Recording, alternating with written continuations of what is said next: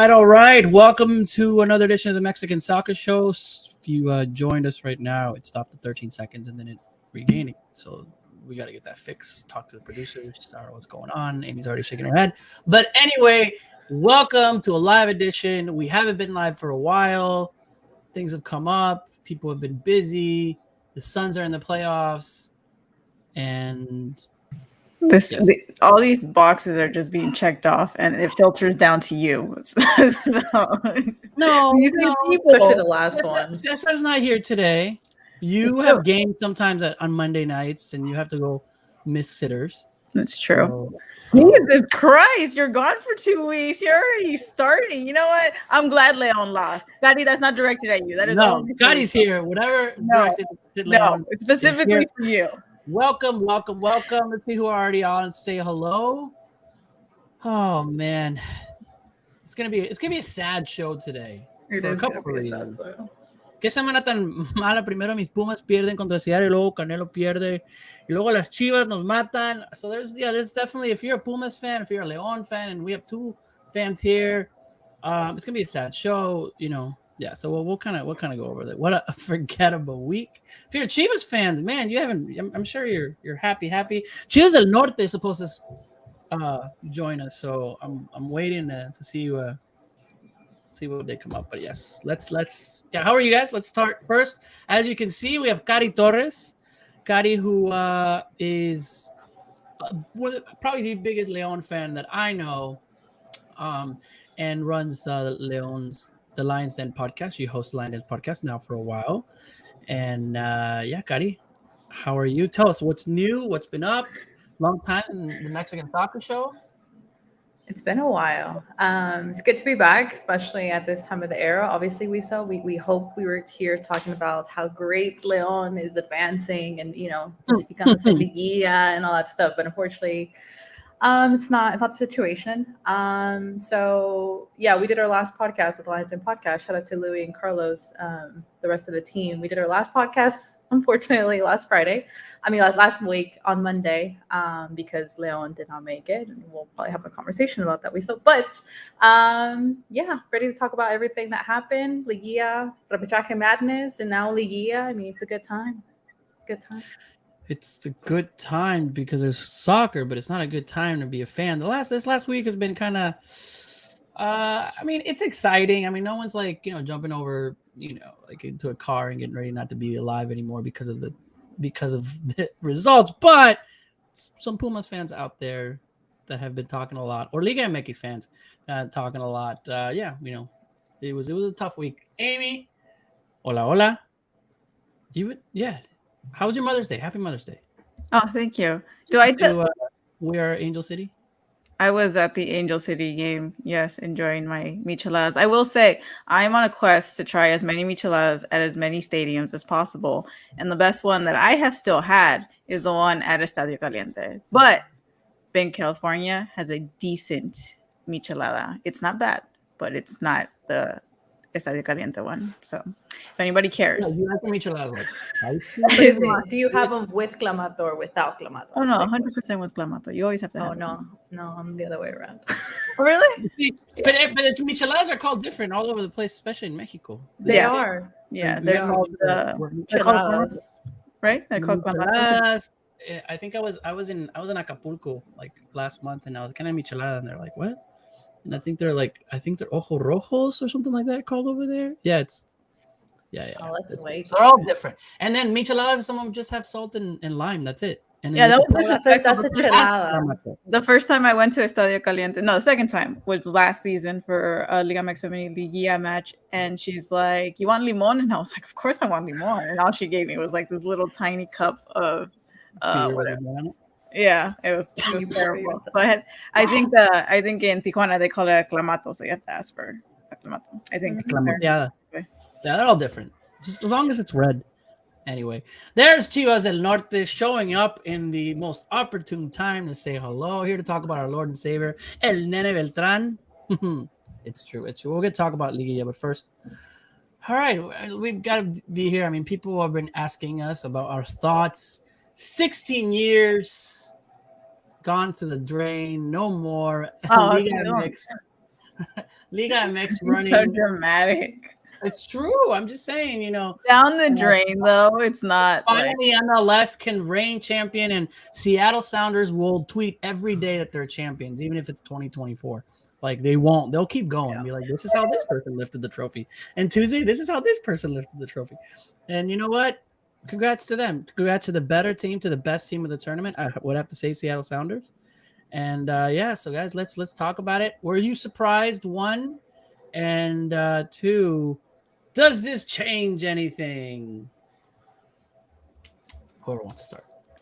I'll go. I don't think. Go, there's a lot of discourse that happens around this conversation. All of it, which is annoying. Every single one, myself included. I go in there and I just start throwing fire because I'm just bored and stuff. But I've yet to find anybody reasonable, and that can be the key word here.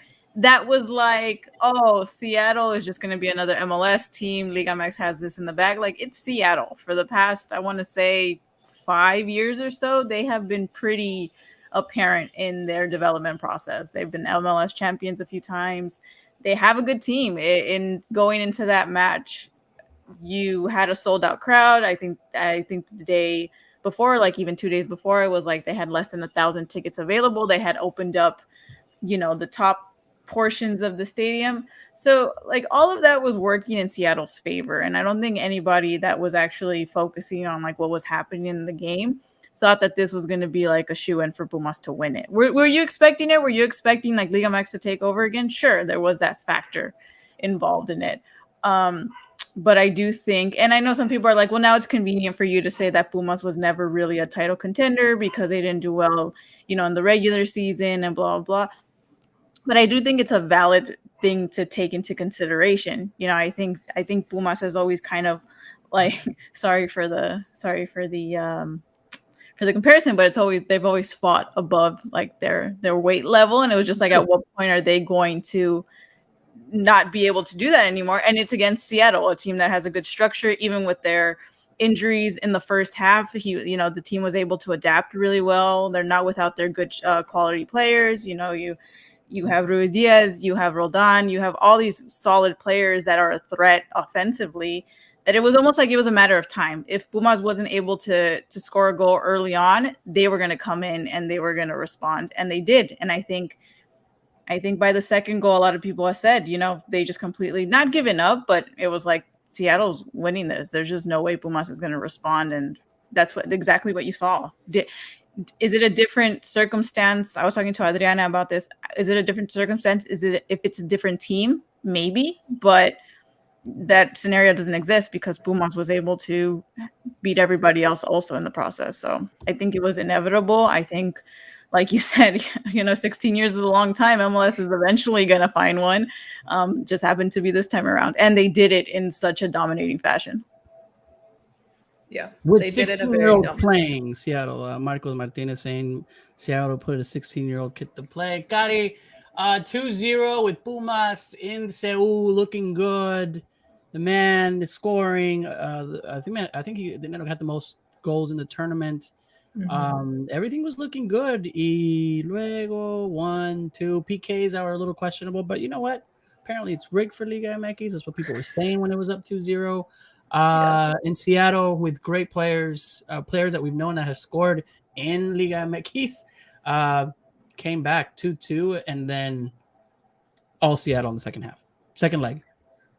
I think ever since Leon faced them, we made this comment on the podcast that we were outcoached, period. I mean, obviously you can say whatever you want about, Leon's, track history and CCL, but definitely in the first and the second leg, they did their homework. They knew what to expect from Leon, and we got outcoached. So you see Pumas, who, I always have, this up and down with Pumas because they can start off really well in the regular season and then decline and all that. And we mentioned this in our podcast about Pumas' first match against Saprissa, and I was like, no, like, give them credit. Like, based on what Lini has done, like, Venias con, good luck. I was like, no. So I was surprised that they made it to the final, but I wasn't surprised. I think the biggest thing was Pumas had the first leg, and I think they really needed to capitalize. And like you said, we were up 2-0. I was feeling confident. After ending in a draw, I said, I don't think Pumas is going to make it second leg. Seattle's at home. Amy has said they're really dominant. I mean, they're a good team. You have to give them credit, and they were able to capitalize. And it is what it is. Like, I give credit to Pumas because compared to Leon, they made it throughout the tournament, unlike Leon did in the past 3 years. But we're the better team, and there's nothing to say about that. It just sucks, right? The only thing to say is that Leon did beat Seattle in the final, but we'll leave that around. We'll leave it on the others. I mean, we were there. And no, completely agree with you guys. I mean, it almost felt like this is it. I had the tweets ready when it was like Seattle was ready to win. I mean, you did have hope for Pumas because it would be hilarious if Pumas won. Like, it would be like, wow, like you guys should have won this game. It was kind of like when Chivas went to the final, right? Like horrible that year that Chivas was like, what, and then wins the CCL against a really good, was it Toronto? That in that year that Toronto had a great team, and it's just like I had a few tweets ready. One of them was like that. Is it the insurance company was like, oh, you almost had it, like you should be winning, but they did it. Seattle did it.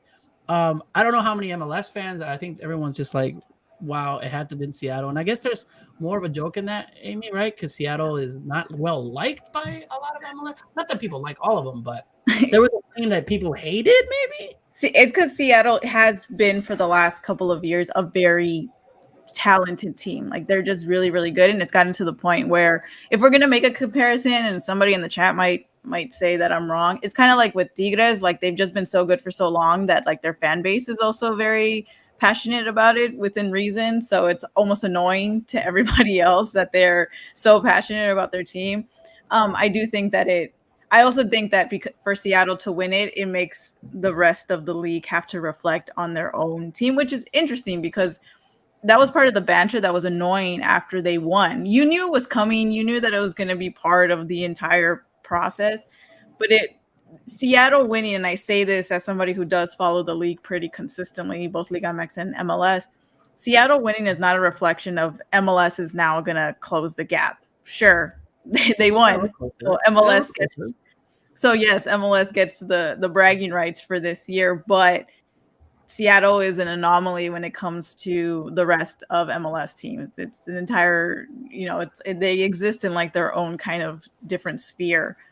And I also don't think that it's going to change the dynamic of how LigaMX and MLS kind of not merge, but just do business together, the way that teams market. I think all of that is still up for debate. It's still valid to wonder about it, but yeah, Seattle and MLS in a way do get bragging rights, and they're in the right because of how well they played.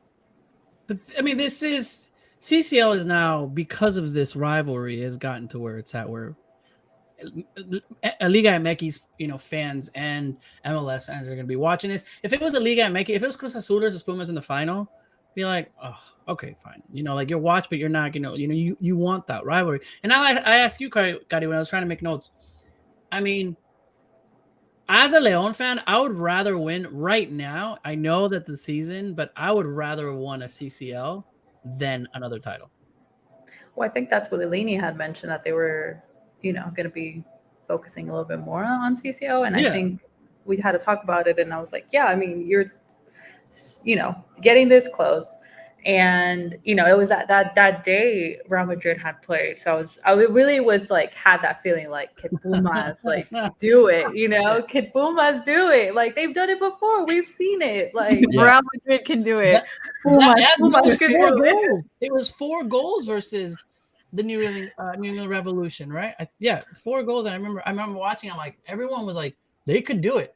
They could go back and say, I think that's why Seattle is the anomaly, because there was a part of you when Pumas scores the first 2 goals in the first leg, and with Dineno being Dineno, that you're like, okay, I know it's Pumas, and there's a comical factor to it, but like LigaMX is gonna do it, right? And then, I mean, I think PKs favored both teams in that game. I know they were soft, but they did. So when Seattle comes back and scores the 2 goals, that's where it shifted, and I think that's where mentally Seattle as the anomaly and MLS went, no, we're probably going to win this at home. Like, we probably have a better chance than if that game had stayed 2-1, than if they had missed that goal in the last, that PK at the last minute. I think that whole thing shifted for them.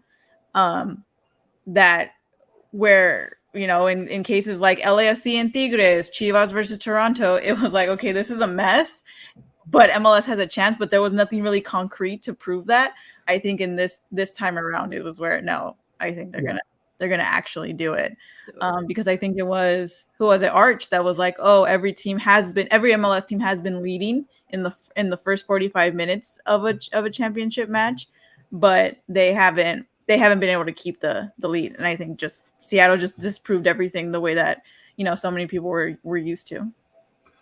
Pumas was the last team that lost the LigaMX championship back in 2005, was it? Against Saprissa. And even before that, La Liga from Saprissa, from Costa Rica won that. And I was asking my good friend, he's Costa Rican, I told him about that. He's like, yeah, I guess La Liga and Saprissa were actually, Saprissa went to the final twice before that. And a lot of people are not giving credit. This isn't necessarily the first time that an MLS team has won. I think LA Galaxy has won, and also DC United has won when it wasn't the CCL. So yeah, that's where the whole discourse happens between because Seattle saying they're the only ones, and then LA Galaxy, we've done it too. Like, it's funny. LAFC throwing themselves in there, like, we almost got it. Like, okay, sorry. Oh no, they like to remind Leon fans, like, if there's anything LAFC fans, which I have no problem with LAFC. I really like going to their club and see what they're doing. Love Carlos, but for some reason in my mentions, yeah, we beat Leon. Like, we embarrassed you guys. And I'm like, what does that have to do with anything? I'm like, we won the league that year. Like, thank you. Because now we, it's funny. So I have some LAFC fans that hate me, though. Yeah. Again, it makes it, I'm sorry, but here comes the Leagues Cup, which is LAFC, LA Galaxy versus Chivas and America. Well, that's the Leagues Cup showcase. I don't know exactly. I should have checked more into it, but it's more like a preview of what the Leagues Cup will bring. So it doesn't necessarily mean any. I should have checked more specifically. I don't know if it's just like they're obviously not gonna like face each other unless they're gonna face each other again and have like a second game for like the final. But it's more of just like a preview of what the Leagues Cup next year, which is gonna be like a World Cup, mini club World Cup-esque situation. But I mean, like, I don't know how seriously we need to take that game, aside from the actual brawls that might happen and security issues that we need to actually look at when it comes to that. But I don't think, disregarding that, I do think that the Leagues Cup, the tournament that you're mentioning, is a good indication of, how, because we've always kind of jokingly made hypotheticals, right? Like, what would be the most random LigaMX MLS game you could possibly watch? I think you're going to actually see it this time around, which will be very interesting. And you can actually see, kind of like 1v1, what a LigaMX and an MLS side look at. How does FC Cincinnati pair off against Mazatlan? Like, it'll just be an interesting dynamic there. That's what I think we should do. The worst MLS clubs versus the worst LigaMX club.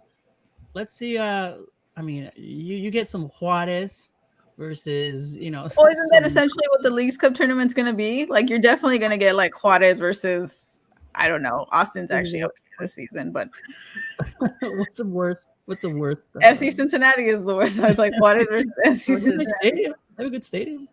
They do have a good stadium. They have a nice stadium. That'd be funny. I just to see like Juarez versus. How many people would actually go to a game, like that game particularly? A lot. Well, Juarez fans will go. I mean, this is they're facing like an international tournament, and so we're FC Cincinnati fans. So I'm telling you, I guess that's the beauty of that, Ravi. And I'm not saying that's where it's going, but it does give you that, like, hey, let's, everybody was watching that game. It went from Champions League in Europe to Champions League, and they were as entertaining. The real final, I said the real champions is tonight, but it's crazy. We'll see, obviously, what happens in the CCL next year. I'd like to see more than just Mexico and US, those Costa Rican teams, those Honduras teams in the early 2000s. That's what's fun, and we'll see what happens. So if MLS wins another one, that's 2 in a row. So and they see, Seattle joining in, and they're gonna want it. I feel like MLS is really, really gonna aim to keep this tournament as being, on MLS side, and then that's where LigaMX goes. Are they gonna care? Are they gonna do the same? Libertadores is coming back from what we're seeing, so that's it'll be interesting to see how it goes. All right. Looking at really quick, Edson and Manchester United. I know I saw some rumors there. Rumors, but yeah, it looks like it's something. I think Edson might be moving though, so for sure. We don't know necessarily where, but I say Arsenal, right, Amy? Don't touch what's not broken, please. We're on. I don't want anything. Maddie, what's your EPL team? Well, when I first started, being in love with Cristiano Ronaldo, it was Manchester United. Then I followed him to Real Madrid, so I was happy that he was back at Manchester. Unfortunately, obviously, Manchester's it's not going to be in the Champions League next year. So I wouldn't want Edson to move there. But I mean, I don't really have a team per se. No team. No. I've been a Wolves fan since I was 4 years old. So no. Do you have pictures? No, I don't. I'm not a Wolves fan. I mean, I usually wear the Wolves jersey that Amy got me for Christmas. And I wear it all the time. The jacket, and people are like, you just see random people, Wolves, huh? And I'm like, yeah, sure. And they're like, it's James something. I'm like, random like English guy, so happy. He's like, oh yeah, they had a great team, and I'm like, I have no idea. Raul Jimenez. That's it. That's all I know. I'm that guy. All right. Let's talk about what we're all here after, giving Seattle their credit. Think, MLS, here's your credit. All right. See what happens. Let's talk about La Liguilla, repechaje, crazy repechaje. All right. So we are all in agreement, right? Like, we like the format. This repechaje should not go away. It's exciting. Whoever laughed at it, it's just for money, for ratings, and we're cool. Everyone loves it. No one wants it to take it away, right? I mean, it can exist for those reasons. I think we can acknowledge that that's the reason it exists. Is it still fun? I mean, after 3 out of these 4 games where it went straight to PKs, it's hard not to. You're gonna watch games regardless, right? I think even if I don't know, MLS also had it. I feel like I would also watch like single elimination. I think, well, they actually do have those single elimination playoffs. So I mean, it's in this situation and the way it was this time around, it's hard to argue against it because you're going back and forth and you go straight to PKs. The way that PKs played out for every single shootout, I think was very interesting. And then of course you ended it off with a super dominating 4-1 victory for Chivas over Pumas. And I think, yeah, it's hard to be like, no, I don't want this to happen every season. But for the hipsters out there, it is hard to also look at the regular season and as teams not take it that seriously because you still have a chance to play in the repechaje. Yeah. Leon didn't make it to the repechaje, so it's not like it's easy and we'll be fine because it's exactly what happened. There was a decline, so it was. We all knew it. I'm not surprised. I even said it at one point. I was like, you know what? If we're not meant to go, I'd rather do that. Save the embarrassment. Let's just start from scratch, and I'd rather just keep it that way. Yeah. And then it happened. This is the Leon hour of sadness. All right. Here's what we have. First of all, regarding the teams that came through this, what was the most surprising result over the weekend where you're like, wow? For me, it was because I had San Luis winning, so it wasn't surprising to me. I said that last. A lot of people had San Luis. Like it wasn't like a what San Luis. What San Luis have been doing, so it wasn't so far off. San Luis has been doing good, and Monterrey has been also on a decline, so it wasn't that surprising to me. To me, the most surprising was Necaxa's lack of experience in the PKs, mostly because they had put up a really good fight. I think Lozano has been really good since he took the team. I expected them to level this game the way that they did. I mean, I didn't predict just exactly how they were going to score, but I knew that even though Cruz Azul had scored, Necaxa was going to put up a fight to at least try to level it and force it into PKs.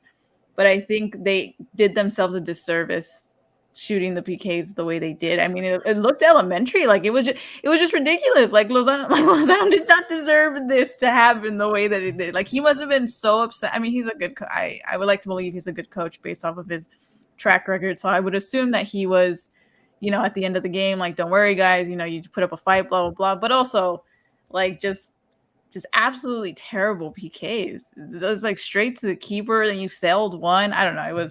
It was a poor way for them to end their season, even though Cruz Azul was expected to win that game. I just didn't like the way that Necaxa ended their match. So for me, it was the Necaxa Cruz Azul game.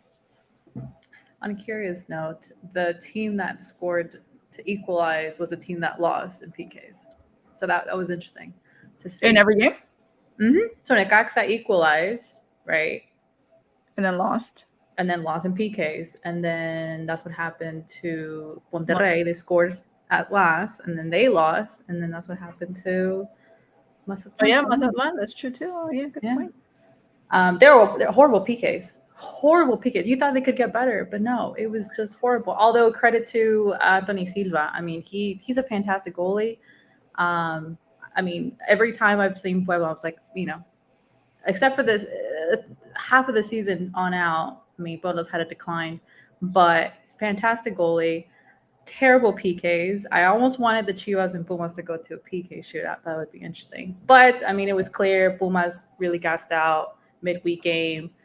Still put up a fight. I mean, Chivas has been good ever since, Cadena took over. It's otro ambiente. So I'm happy for Chivas advancing.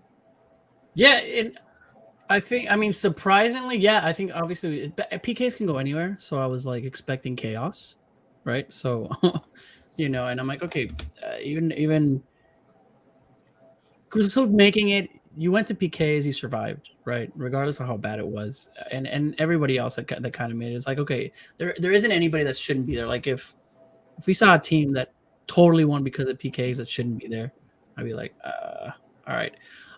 What surprised me the most is how well Chivas played. Now you're saying it right, yeah, Pumas midweek game or whatever, but still, it's still Chivas. It's still, Yeah. So to me, scoring 4 goals. Now with the momentum, right?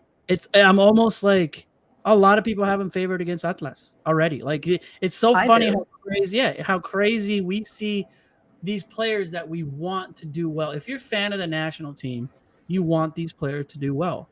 So it's like once you starting to see these types of players, Alexis Vega doing what he does best, tearing it up, being involved in almost all the goals, and you're just like, this team could really, really do well. But then they disappoint you. They don't work out well. You have coaching. It's not necessarily the players or what's happening and what's being coached. And I was surprised. 4 goals. And even the way it was scored, it looked like a complete team. It looked like the top team, right now that's playing in the way that they scored those goals. Granted, it was Pumas, a midweek game. Pumas, after everything that happened. I'm glad Pumas got kind of taken out though too. I was telling Amy and Cesar on a chat. I'm like, I really hope just that Pumas just crashes out, because again, I could just see MLS and Seattle just be like, every time Pumas does something, it's like, we beat that team. So, hey, congratulations to Pumas. With Chivas El Norte still on there. Here to talk about Nene Beltran, right? Who, if it would have been, I saw a tweet, if it was another, if it was because of Vuce. Under Vucetich, he wasn't utilized as much, and he even said it on during the post game press conference, or not post game press conference, but like a post game interview. He's like, I finally had an opportunity to kind of show what I'm able to do, and it's worked out for him. I think it's really interesting because we're obviously going to talk about Liga right now, but the shift that a manager has had for Chivas and for America, like something has happened once they get rid of, but the argument I think works better for Chivas than it did with America, because with Solari, it was like, oh, he's from Europe and blah, blah, blah. So people kept giving him a chance. With Vucetich, that was like another coach that they were just bringing in, another press conference that they were just throwing, like, don't worry, everything's going to work out, blah, blah, blah. I mean, even with Cadena, in a sense, it was just like, hey, we're sorry, we messed up again, but don't worry, here comes another coach. And it's actually working for them. I think with Chivas, it's just more about, is it going to work at this point when you're now facing the top teams, and you're actually going up against, teams that took a break. So might be an advantage, might be a disadvantage. Like you said, momentum can go a huge way for a team like Chivas right now in the current state that they're in.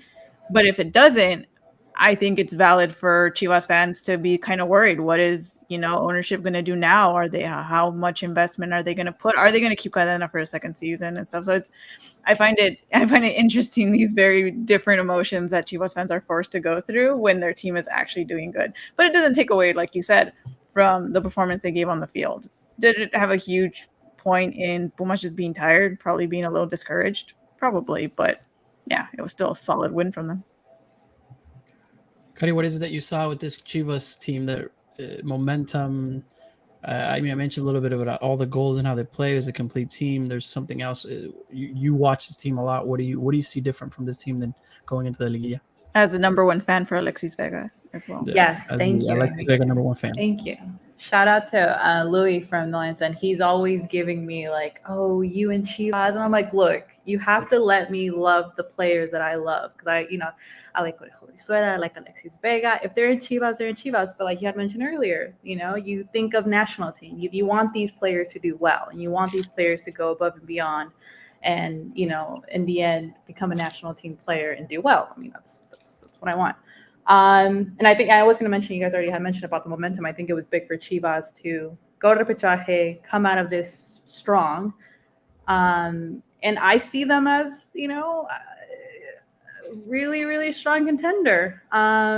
Could they be the dark horse? Yeah.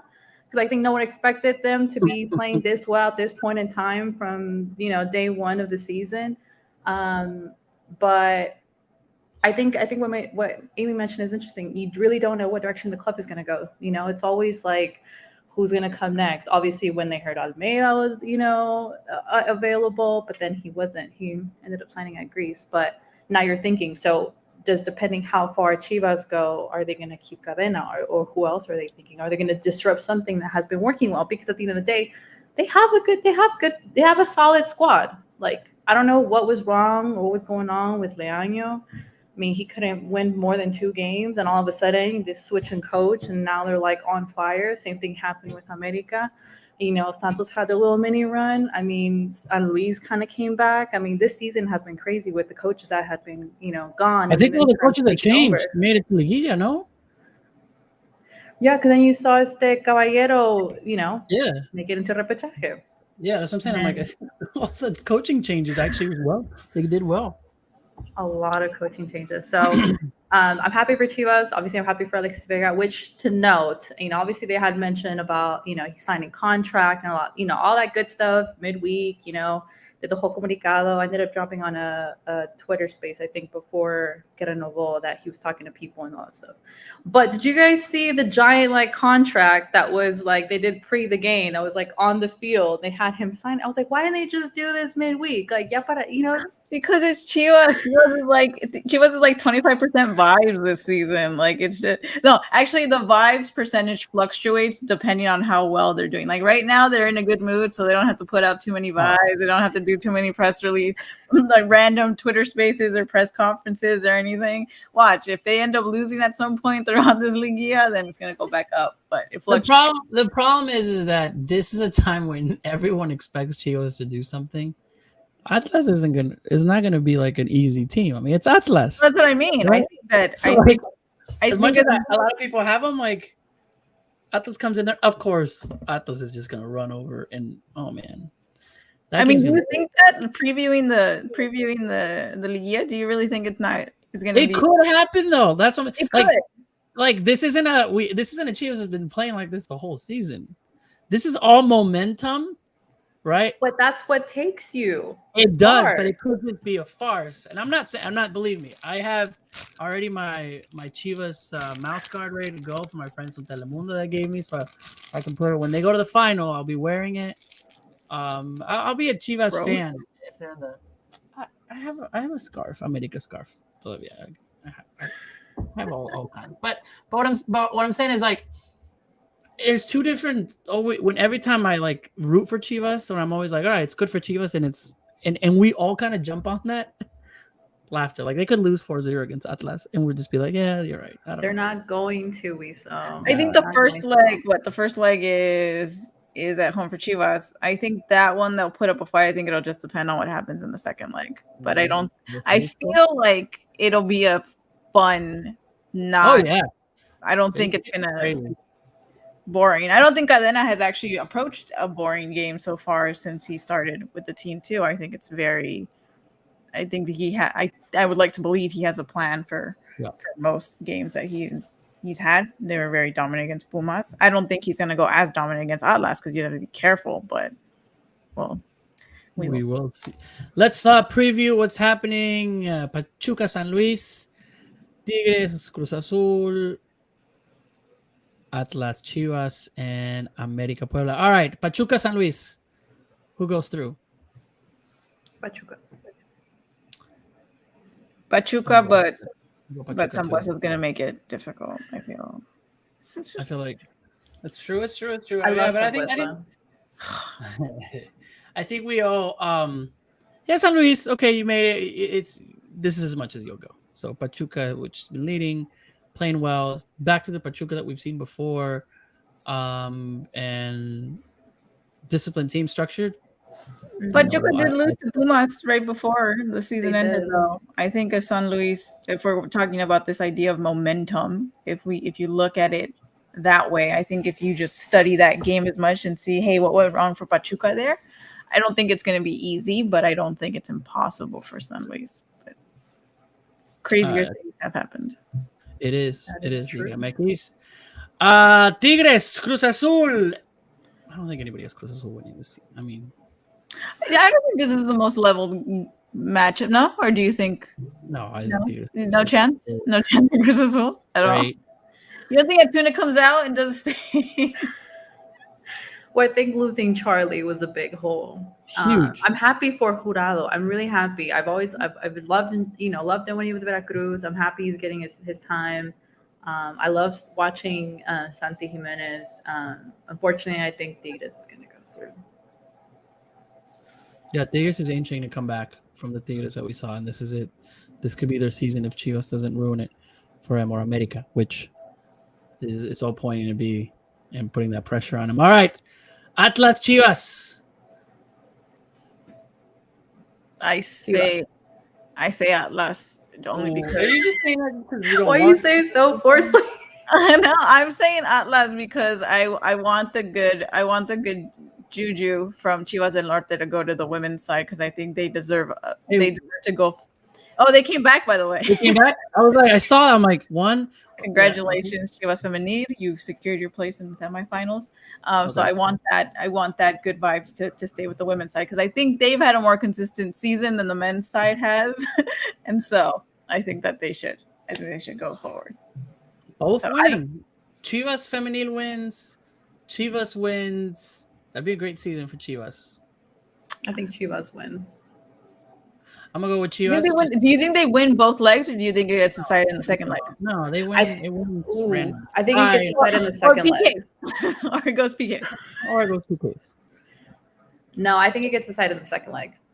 I mean, I think obviously, So you think Chivas beats Atlas at home, like as visitors? Yes. I think Chivas wins in this game and then ties at home and ties in Jalisco. There's the Wego rules is gone, right? Everywhere.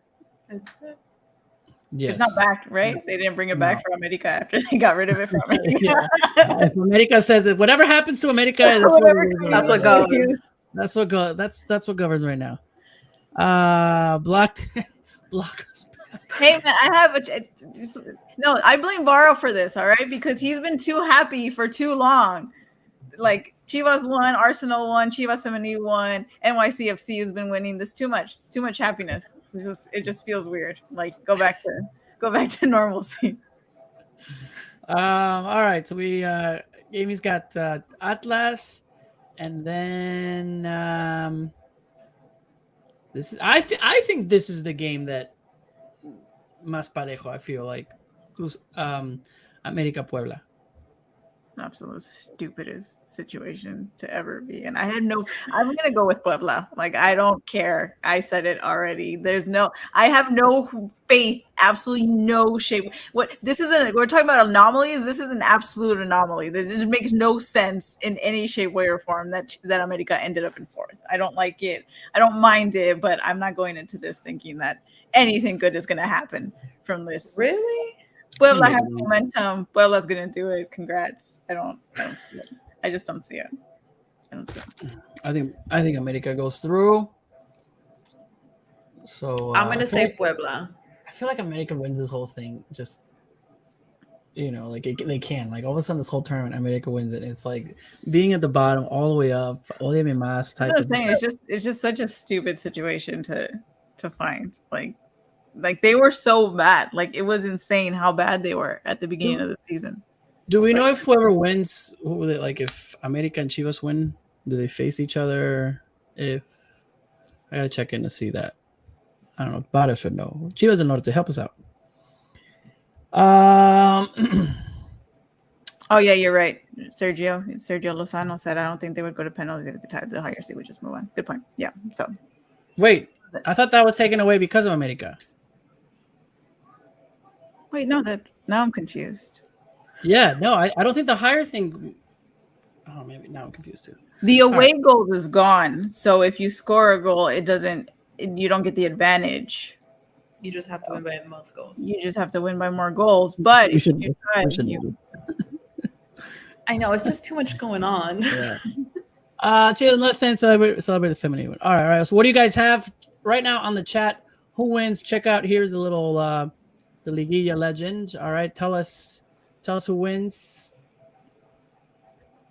Give us your Pachuca, San Luis, Tigres, Cruz Azul, Atlas, Chivas, and then America, Puebla. I thought this had the horarios, but I guess it doesn't. So we'll see. It all starts on Wednesday or mañana? Wednesday. Wednesday.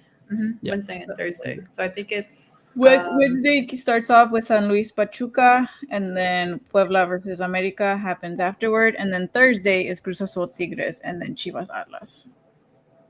Yeah, Chivas. There's no way goal anymore. Higher seed goes up. Higher seed goes up. I thought that the whole higher seed thing was going away. See, that's why it sucks, because Chivas needs to win. But I'm interested to see if this happens, because you see them winning in the second leg. I think crazier stuff has happened. It's true, but let it be. That would be the most like Chivas thing to happen, though. And then the timeline's going to be insane if that happens. Like they tie first leg, then it gets determined in the second leg with Chivas winning as the away team. They'll win the first leg and tie the second one. That's what will happen. That is what will happen. All right.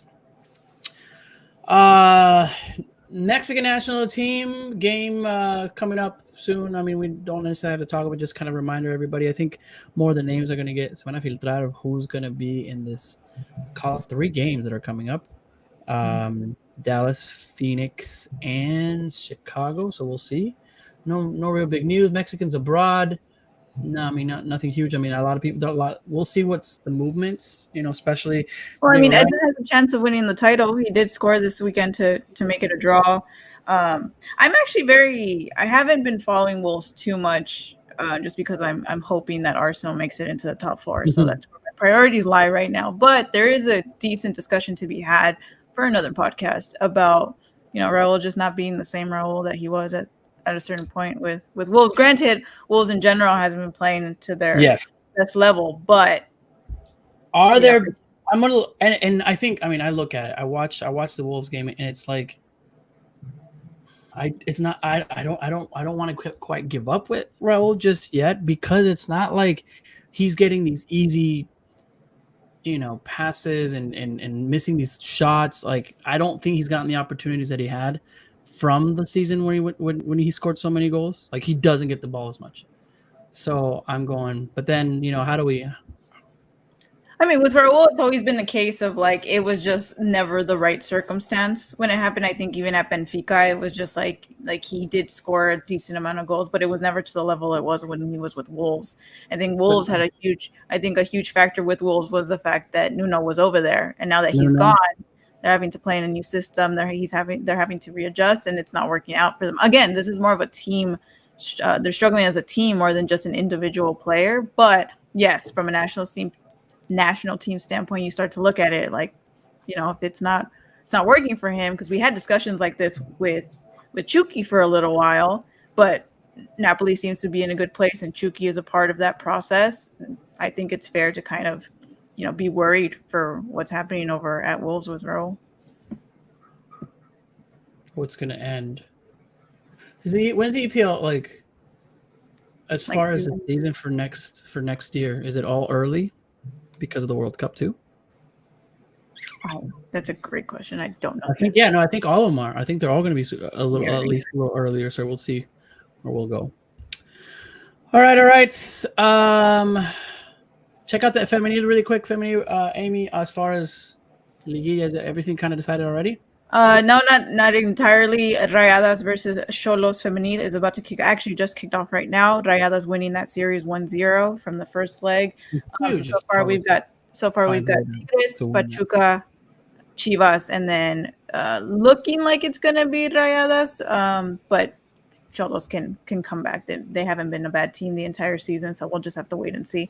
But if Rayadas keeps the lead and they advance, it's gonna be Rayadas versus Pachuca, and then Tigres versus Chivas for the semifinals. Yeah. Really quick, somebody asked, any recent news on what players are available versus Nigeria? It's a FIFA date, so all the players should be that are going to be called up by Tata. I think I saw Pizarro is already on the list of getting. I think he's going to be injured or something. Isn't that always the case? Like, and then he gets injured, and then replace him.